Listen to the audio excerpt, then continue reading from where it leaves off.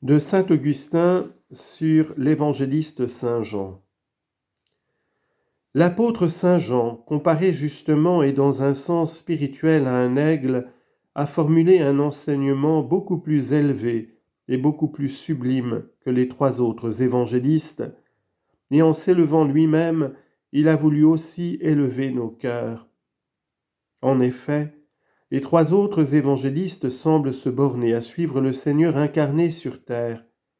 Ils se sont moins étendus sur sa divinité. Mais Jean, comme s'il eût dédaigné de marcher sur la terre, a élevé la voix à un tel point que, dès le commencement de son ouvrage, il s'est placé non seulement au-dessus de la terre, de l'air et des astres, mais même au-dessus de l'armée des anges et de toutes les puissances invisibles établies par le Seigneur.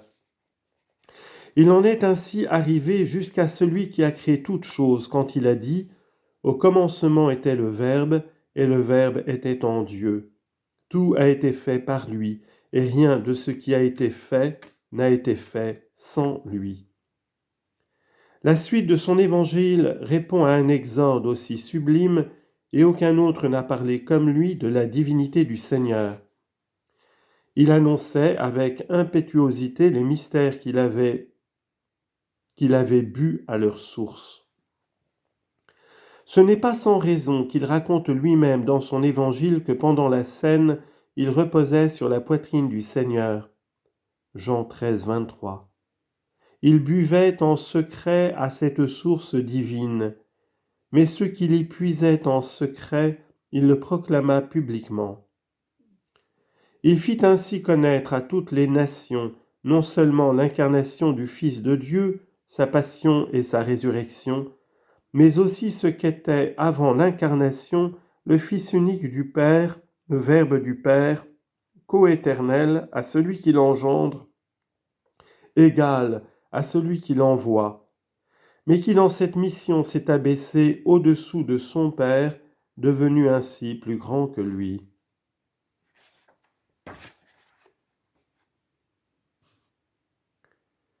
Qui ne serait désireux de savoir pourquoi de ces deux apôtres, Pierre et Jean, le Sauveur avait pour Jean un amour plus particulier, alors que Pierre aimait son divin maître plus que tous les autres?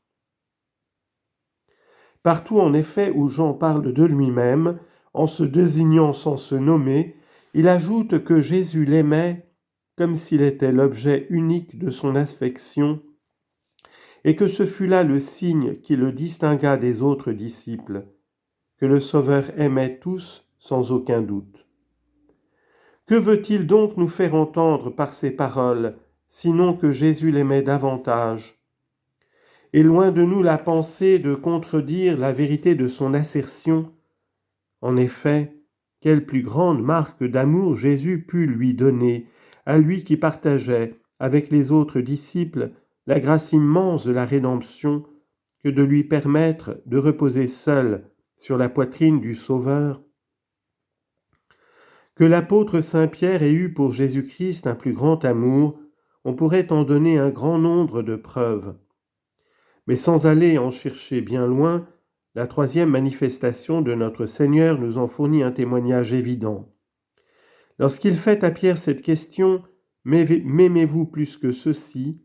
Jean 21, 15.